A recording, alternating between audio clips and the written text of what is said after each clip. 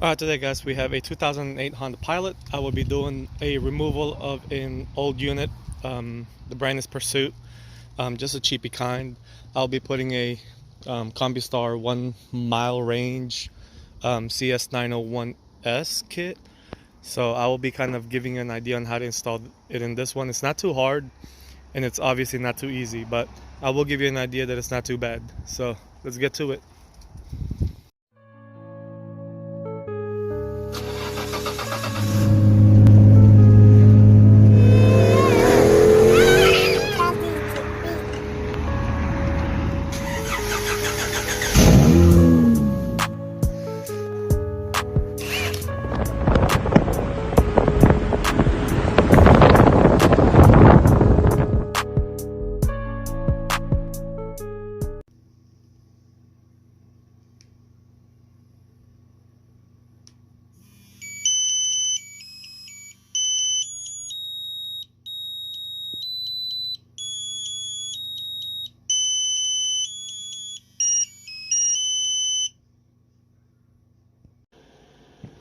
First step we need to do is take this little bottom cover off to Phillips head. This do need to come off so we can access the immobilizer data signal wires and the key sense wire. Once you get that out, we'll go to the next step. Alright, the first thing we need to do is get the tools ready. Just need crimper, a stripper, door popper, blade, pick, just another blade just in case, soldering gun, 12-volt tester, normal drill. That's all you really need. To get the steering column cover off, all it is just locking clips. There's nothing too crazy on it, just kind of wiggle it around. You will be able to feel it. What I do generally is kind of push it in and then start wiggling this top part out, and it'll just pop off. Like I said, it's just nothing but clips. Obviously you need to take off those 3 screws that are in this hole. Once you get that out, we'll move on to the next step. I forgot to mention that this vehicle already had a unit installed. It's just a keyless remote start. The only downfall on this one is that it only has remote start, so the customer is not able to lock and unlock the vehicle, being that it's a one push button. What the installer should have done is gave them a 4 button so they can control the keyless entry portion of the vehicle and the remote start itself. So what the customer has to do right now is when she remote starts it, she has to unlock the vehicle with the key, basically putting the key in the keyhole outside and unlock it. When she is done, she has to manually lock it and then close the door. That's pretty much a repetitive step, so it's kind of a nuisance in a way. So we will get that taken care of today. First thing I will do is basically remove all these. This is for the immobilizer data signal and the security light. So I will go ahead and resolder the new one, and we will go from there. So we are getting ready to start removing the unit that is installed here.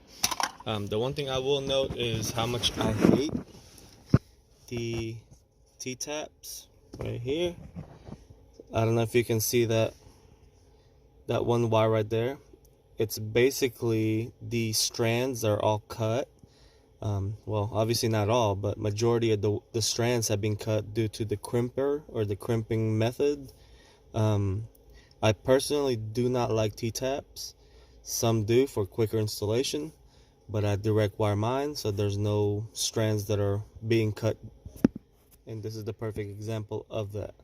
So like I said, if you're in a hurry, T-taps is the way to go, but personally I do not like it. So we'll go ahead and start taking all that off, and then we'll move on to the next step. Here's the unit that we had to remove. Obviously, like I said, the T-taps make it quick to install a unit. but it's also a quick way to remove it. The only downfall is now I had to pop off all those the male side of the T-taps, which I absolutely hate, but it is what it is, and all we can do is move on. And this, ladies and gentlemen, is why I hate T-taps. As you can see, the T-taps were so tight to a thick wire, and it practically started cutting off some of the strands. I've seen this happen a lot. This is exactly why I direct wire it. So all I do is poke a hole in the middle, insert the wire that I need, and then wrap it around, tape it up, and it's all good. So you will not have this issue.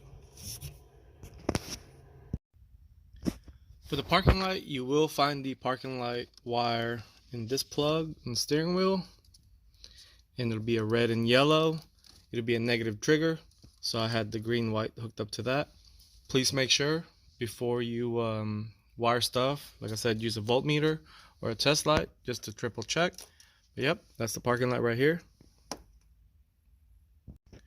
For the horn, I used the horn wire light green, blue.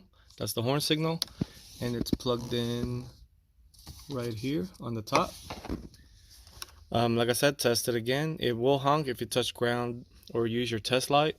I like using the horn compared to the siren that comes with it. That's just my preference, but if you want to use the siren that comes with it, you're more than welcome to. But yeah, this is the horn, already wired up to the white from the CompuStar. For the immobilizer data signals, you will need this plug right here. I will attach the diagram so you can see what wires you need to cut and which one you need to tap into. But overall, there's only 2 wires that you need, so that will take care of the immobilizer part, and then we'll keep going on the rest of the installation. We have one last step before we can close the steering column cover. You will need the black wire, which is a negative status output. What that does is it prevents the dome light from staying on when you do take over. The plug that you will need would be next to the immobilizer data plug. It'll be on this one. And like I said, I will attach the color wire on the end of this video so you can see exactly what color it is. But it's a blue with the black stripe.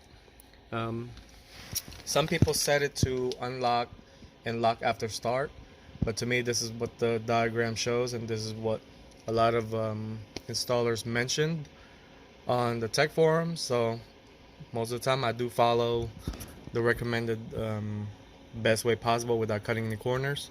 But yeah, if you want to hook that up, that's the best way. If not, you have to set it to lock and unlock and then go from there.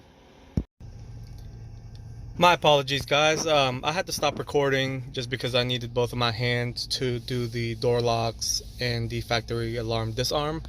I will attach some pictures and the location of the actual wires that you need. The only thing that you will need for this car is the 12 volt, which is an ignition harness. So just kind of, obviously the key would be right here, and the plug would be right here for the ignition harness, and just follow it along. I catched all of the wires underneath the dash itself, but you will need a 12 volt, the starter wire, the ignition, and accessory. You will not need the accessory too, as all that does is power the radio. You will need the key sense and obviously the immobilizer data signal wires on the immobilizer ring, which is going to be here. The door lock wires will be at the kick pan on the passenger side, and the factory alarm disarm will be a little bit higher. There's going to be a module up there. Honestly, other than that, I pretty much covered half of what you need, but I will attach all the pictures so you can see where they are and what color they are, and hopefully that helps you out. If you have any questions, feel free to ask it on the comment. If you don't mind subscribing, please do so. I would appreciate it. Other than that, I'll show you what the end result looked like.